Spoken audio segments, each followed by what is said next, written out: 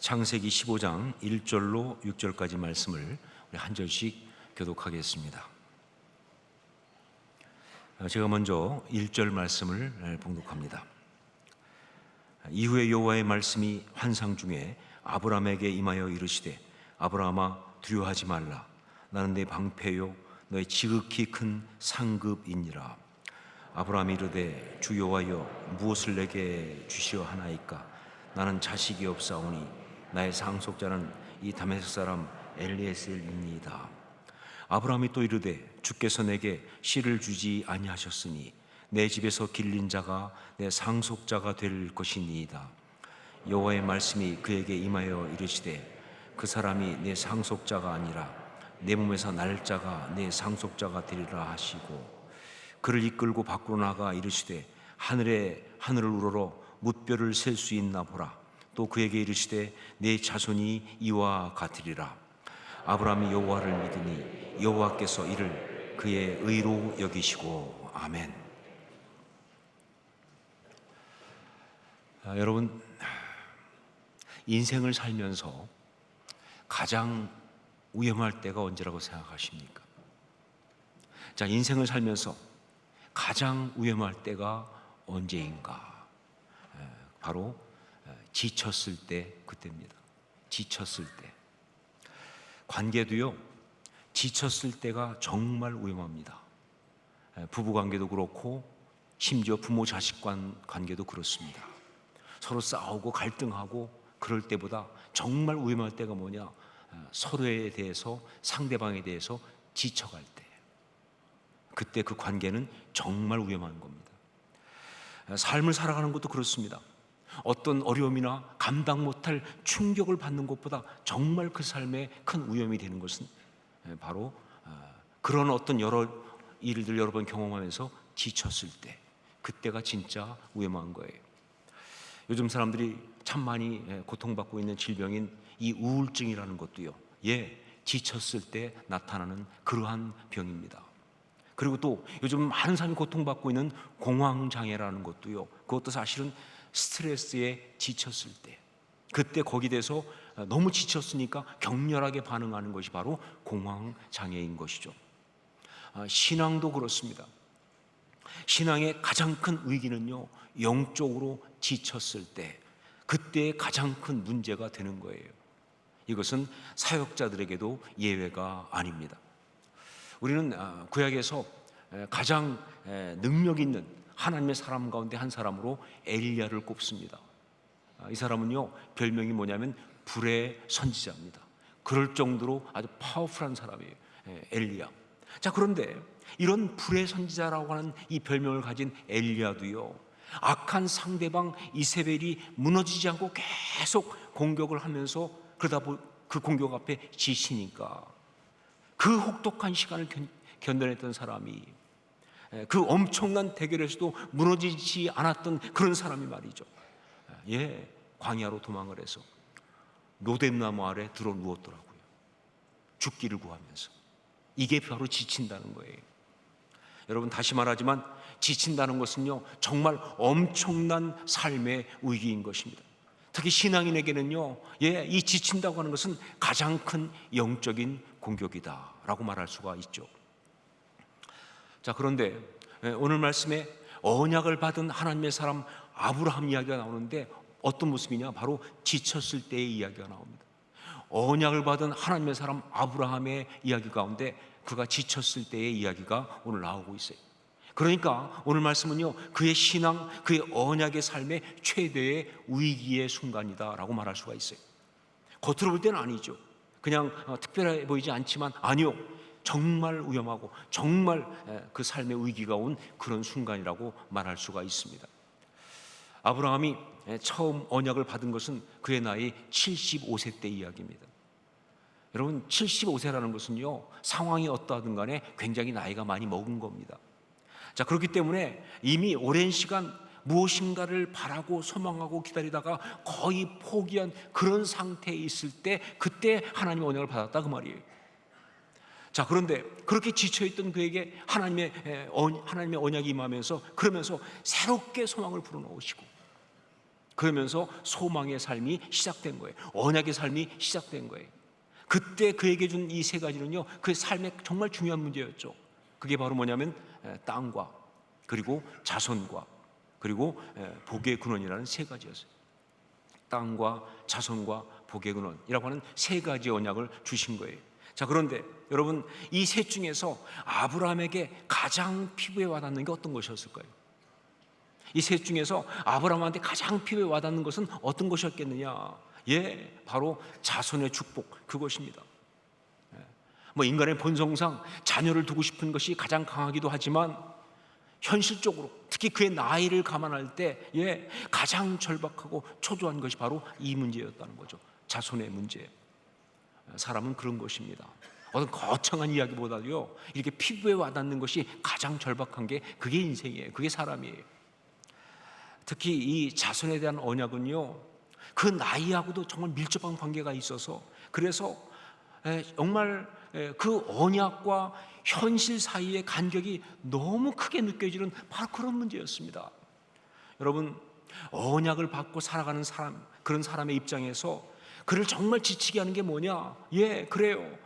그 언약이 아직 이루어지고 있지 않은 현실, 그 현실, 이것이 반복되는 것, 이게 정말 지치게 만드는 거예요. 언약을 받고 살아가는 사람 입장에서는요, 다른 어떤 것보다 그 언약이 이루어지지 않고 있는 현실을 반복적으로 계속 경험한다는 것이 너무 지치게 하는 거예요. 바로 그러한 어려움을 아브라함이 지금 겪고 있는 것이죠. 보세요. 자손을 주시겠다고, 그것도 아내 사례를 통해 자손을 주시겠다고 그렇게 분명히 약속을 하셨는데, 그런데 현실은 뭐예요? 자녀가 하나도 없는 거예요. 그러니까 매달 얼마나 기다렸겠습니까? 매년 얼마나 기다렸겠습니까? 정말 아브라함 자신도 그렇고 아내의 사례도 그렇고요, 정말 나이를 자꾸 먹어가니까 가능성은 점점 줄어들고 있고, 아니 사라지고 있는데, 그래도 혹시 이번 달은, 혹시 이번 해는 하면서 정말 기다리고 기대했다가 또 실망하면서, 그러면서 지쳐가는 바로 그런 상태, 이게 지금 아브라함의 상태예요.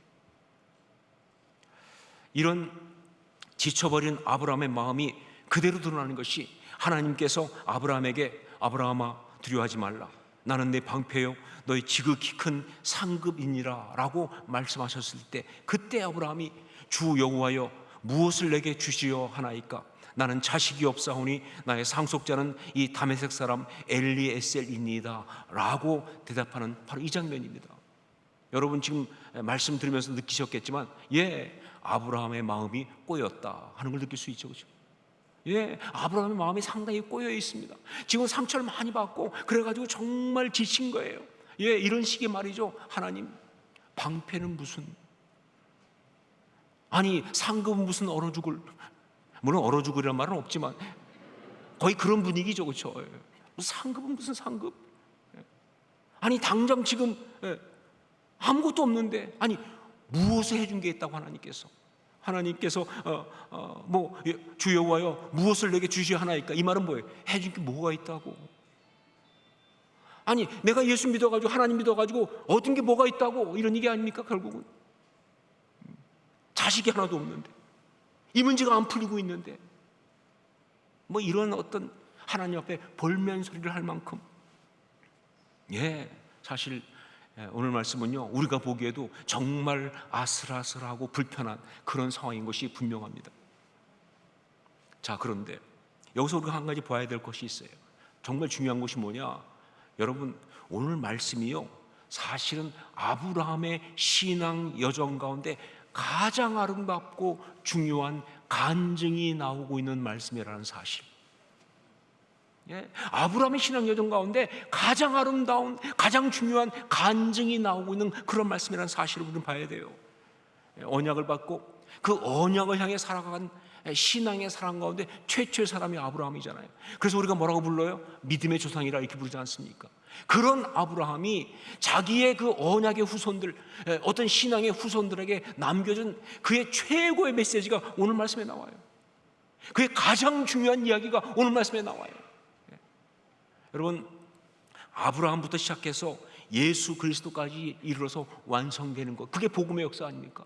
아브라함부터 예수까지 이르러서 완성되는 그 복음의 역사를 가장 잘 이해한 사람이 누구냐? 신학적으로 그것이 바로 사도 바울입니다.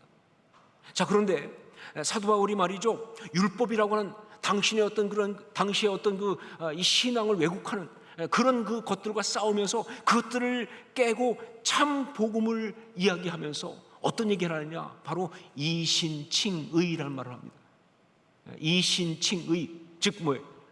믿음으로써 의롭게 된다, 그 얘기 아니에요, 그렇죠?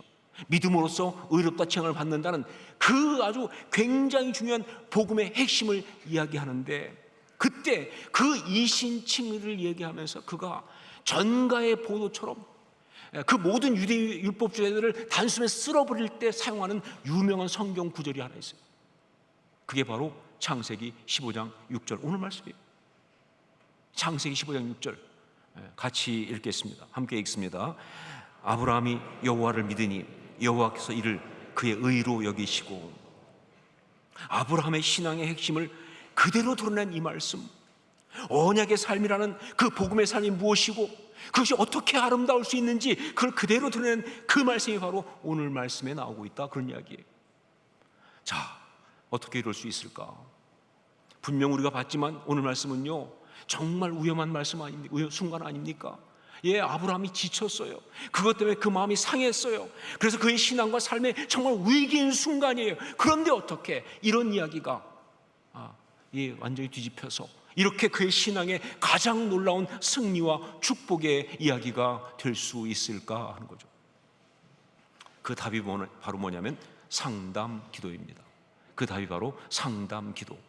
그렇습니다. 아브라함은 지쳤어요. 그리고 이것은요, 그의 삶에 정말 위기였어요. 그런데 그런 상황에서 아브라함이 어떻게 했느냐? 하나님께 상담을 하는 그런 기도를 했기 때문에 이게 뒤집힌 거예요. 하나님께 상담하는 기도를 했기 때문에 이게 바뀐 거예요. 이게 정말 놀랍고 아름다운 신앙의 결과로 뒤집어진 거예요. 여러분, 이게 중요합니다. 여러분, 우리가 신앙생활을 한다고 할 때 아주 중요한 것이 바로 기도 아닙니까? 기도. 그러니까 기도를 할 줄 모르면요, 사실 신앙이 없는 거예요. 기도를 할 줄 모르면 아예 신앙이 없는 거예요. 그리고 기도를 한다 할지라도 어떤 기도를 하는가에 따라서 그의 신앙의 등급과 내용이 결정납니다. 자, 그런데 상담하는 기도, 이건요 최고 등급의 기도예요. 상담하는 기도는요 최고의 기도입니다. 혼자 일방적으로 기도하는 게 아니죠. 자기의 소원을 아뢰고 구하고 그래서 하나님께 그것을 갖다 얻으려고 하는 일종의 단순 거래가 아닙니다. 이건 바로 자신의 중심을 하나님 앞에 가지고 나가서 그 하나님과 인격적 교제를 하면서, 이 인격적 교제라는 게 얼마나 기가 막혀요. 그러면서 하나님의 그 응답하심으로 다른 어떤 물건을 얻는 것이 아니라 힘을 얻고, 그 마음이 힘을 얻고, 그러면서 하나님과 더 가까워지는, 바로 그게 상담 기도니까. 그러니까 이건 최고의 기도죠, 그렇죠? 놀랍게도 오늘 말씀에서 아브라함은 바로 하나님께 상담하는 기도를 드렸고요, 그 결과 그렇게 지치고 힘든 상황이 있었는데 이게 뒤집혀가지고 그렇게 아름다운 영적인 열매를 맺게 된 거예요. 여러분, 하나님께 상담하는 기도 해보셨습니까? 삶이 힘들고 어려울 때, 마음이 참 어려울 때, 그때 하나님께 기도로 상담을 해보셨습니까? 그렇게 기도하면서, 그래서 정말 상황은 아무것도 달라지지 않아도 그러나 마음이 회복되는 그런 응답의 은혜를 맛보신 적이 있으십니까? 하나님께 상담하는 기도, 하셔야 합니다. 하나님께 상담하는 기도 정말 꼭 필요해요, 우리한테. 특히 우리가 언약을 받은 자로 세상을 살아간다고 한다면요, 우리는 수시로 하나님께 기도로 상담을 해야 한다, 그 말입니다. 그래야 살아갈 수가 있어요. 자, 어떻게 기도하는 것이 하나님께 상담을 하는 것일까? 어떻게 기도하는 것이 하나님께 상담을 하는 것일까? 첫 번째, 자신의 마음을 하나님께 그대로 아뢰십시오. 자신의 마음을 하나님께 그대로 아뢰십시오. 우리 2절로 3절 말씀을 같이 읽겠습니다. 2절로 3절 같이 읽습니다. 아브라함이 이르되 주 여호와여 무엇을 내게 주시려 하나이까? 나는 자식이 없사오니 나의 상속자는 이 다메섹 사람 엘리에셀이니이다. 아브라함이 또 이르되 주께서 내게 씨를 주지 아니하셨으니 내 집에서 길린 자가 내 상속자가 될 것이니이다. 여러분 보시지만 아브라함은 지금요 하나님 앞에서 자신의 감정을 거르지 않고 그대로 다 쏟아내고 있습니다. 정말 자식이 없어서 힘든 그 마음을 그대로 말하고 있죠. 그리고 놀랍게도 하나님을 향해서 섭섭한 그 마음을 그대로 표현하고 있습니다. 그러면서 정말 자기 지쳐버린 그 상한 마음을 그대로 하나님 앞에 쏟아내고 있는 것이 바로 오늘 말씀이에요. 이 말씀이에요. 여러분, 이렇게 하나님 앞에 자신의 마음을 있는 그대로 쏟아낼 수 있어야, 그래야 상담하는 기도가 가능한 겁니다. 그것이 아픔이든, 아프면 아프다고 말해야죠. 그것이 외로움이든, 그것이 분노이든, 그것이 미움이든, 그것이 절망이든, 심지어 정말 제대로 처리하지 못하고 있는 어떤 죄성 때문에 오는 갈등이라 할지라도 이것을 갖다가 성경의 표현 그대로 하나님 앞에 물같이 쏟아놓을 수 있어야, 그래야 상담하는 기도가 가능한 것입니다. 자, 그런데 여러분, 이게 사실 그렇게 쉽지 않습니다. 그 마음을 있는 그대로 하나님 앞에 쏟아놓는다, 이게 잘 쉽지 않아요.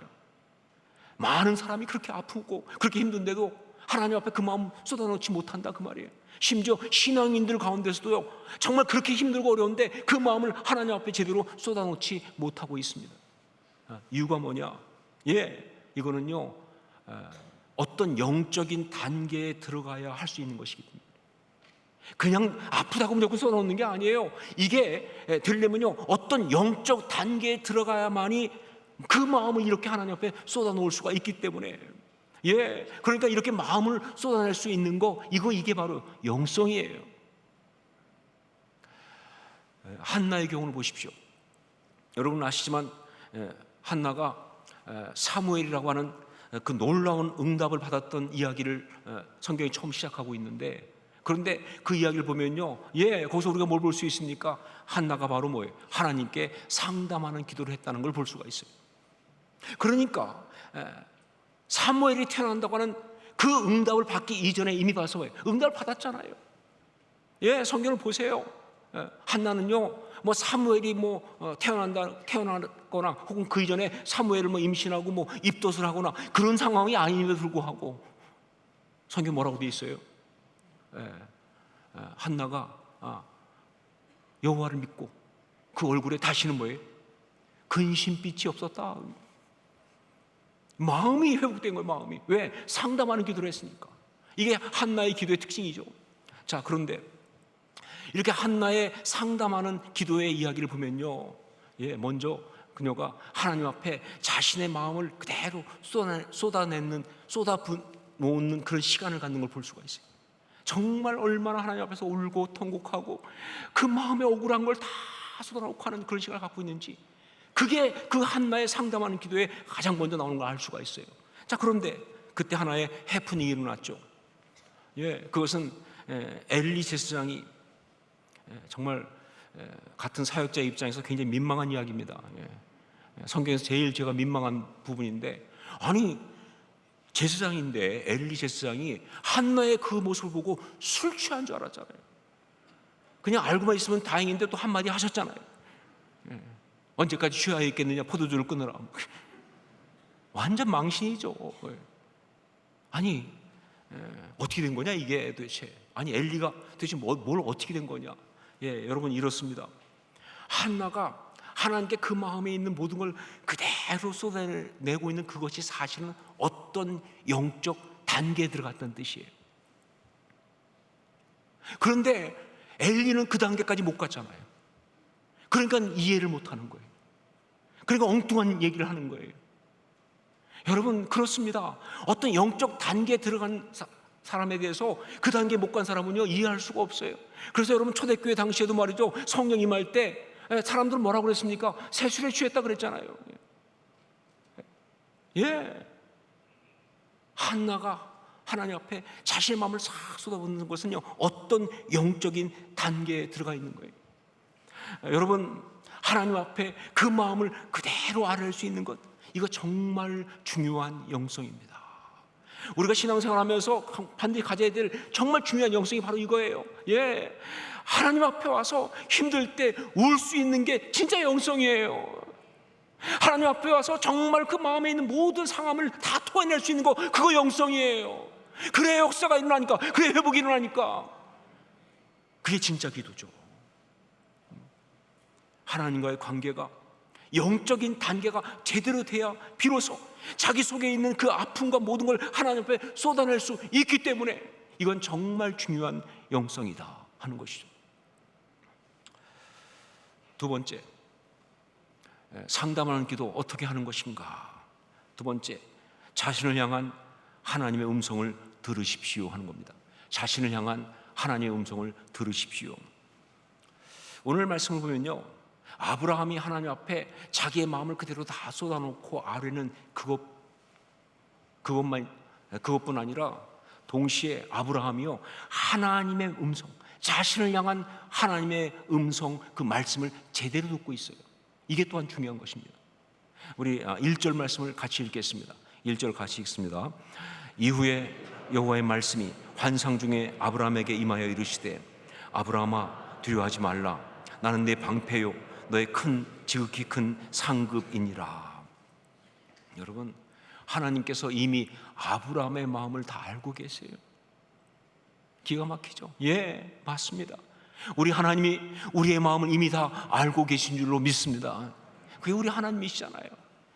그가 얼마나 지치고 힘들어하는지 이걸 알고 계세요.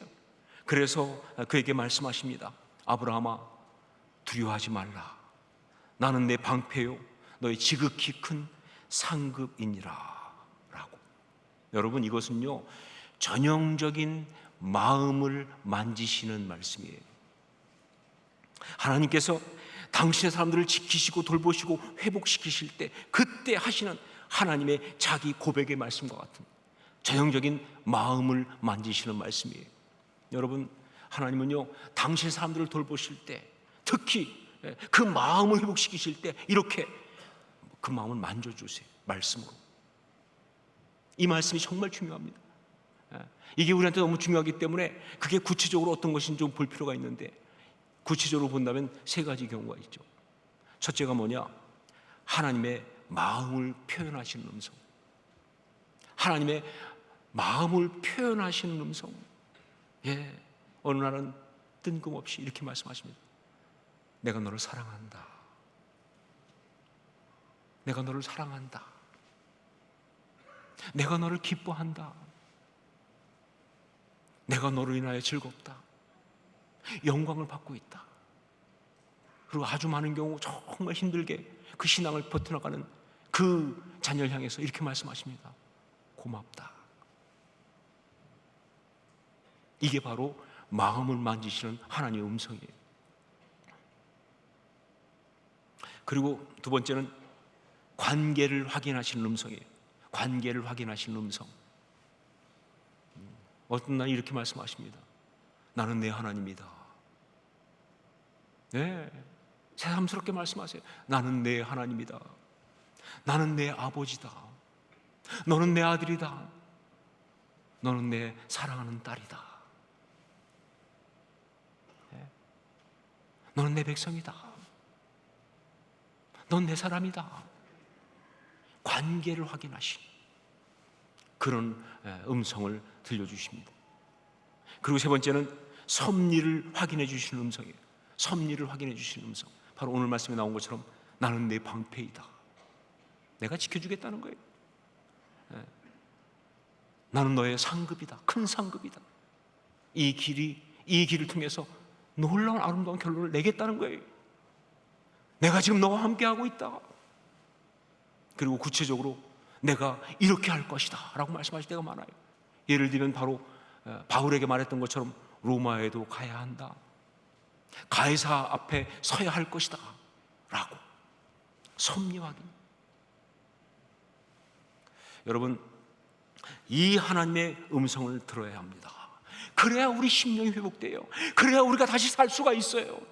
이 하나님 음성 들어야 우리 심령이 회복되고 우리가 다시 살아날 수가 있는 거예요. 자, 그런데 여러분, 이 하나님의 음성도요, 역시 영적 레벨이 되어야 들립니다. 사실 하나님이 계속 말씀하신 거거든요. 지금 처음 말씀하신 게 아니에요. 계속 말씀하고 계시는데, 그런데 말이죠, 우리가 영적 레벨이 안 돼가지고 영적 주파수를 못 맞추고 있으니까 못 들은 거예요, 그동안요. 하나님이 계속 말씀하시는데 우리가 자꾸 사람에게 집중하고 상황에 집중하고 자기 상처에 집중하고 그러다 보니까 하나님의 그 음성을 듣지 못한 거예요. 그러다가 영적인 어떤 단계에 딱 올라가면 그 음성이 들려요. 그 순간 내 영이 살아나는 거예요. 그 순간 내 마음이 살아나는 거예요. 그러면서 언제 내가 회복되는 놀라운 역사가 일어나는 거예요. 이것이 바로 상담하는 기도의 이야기예요. 저는 여러분 모두가 다 이렇게 하나님의 음성을 들을 수 있는 영성의 사람이 될 수 있기를 주의 이름으로 축원합니다. 이건 양보할 수가 없어요. 절대로 필요합니다. 세 번째, 상담하는 기도 어떻게 하는 것인가? 하나님께 설득되십시오 하는 겁니다. 하나님께 설득되십시오. 우리 먼저 4절 5절 말씀을 함께 읽겠습니다. 4절 5절 같이 읽습니다. 여호와의 말씀이 그에게 임하여 이르시되 그 사람이 내 상속자가 아니라 내 몸에서 날짜가 내 상속자가 되리라 하시고 그를 이끌고 밖으로 나가 이르시되 하늘을 우러러 뭇별을 셀 수 있나 보라. 또 그에게 이르시되 내 자손이 이와 같으리라. 하나님이 지금 아브라함을 설득하고 계십니다. 아브라함이 지쳐서 그냥 다메섹 사람 엘리에셀로 상속자로 하시죠. 더 이상은 전 못 기다립니다. 더 이상은 이 길을 갈 수가 없습니다. 더 이상 이 어려움 감당 못합니다. 그냥 현실적으로 가고 싶습니다. 그냥 쉽게 그냥 가고 싶습니다. 저는 더는 못하고 그냥 포기하고 싶어요 라고 이야기할 때 하나님은 정말 열심히 아니라고 하면서 아브라함을 설득하고 계세요. 그러면서 박넝쿨을 가지고 요나를 설득하셨던 것처럼 여기서는 뭐예요? 밤하늘의 별을 가지고 아브라함을 설득하고 있어요.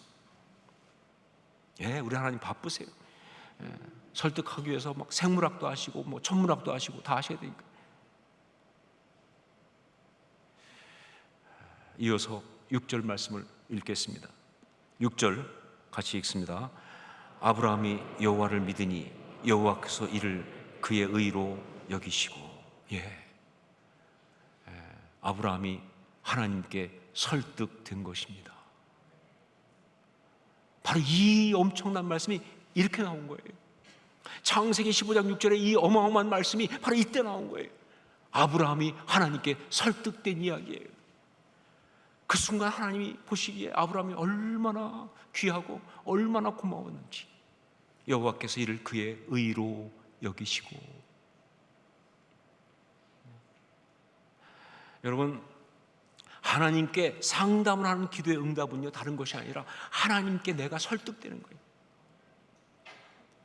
하나님께 상담하는 기도의 응답은요 다른 것이 아니라 하나님께 내가 설득되는 거예요. 내가 하나님을 설득하는 게 아니고요, 하나님께 내가 설득되는 거예요.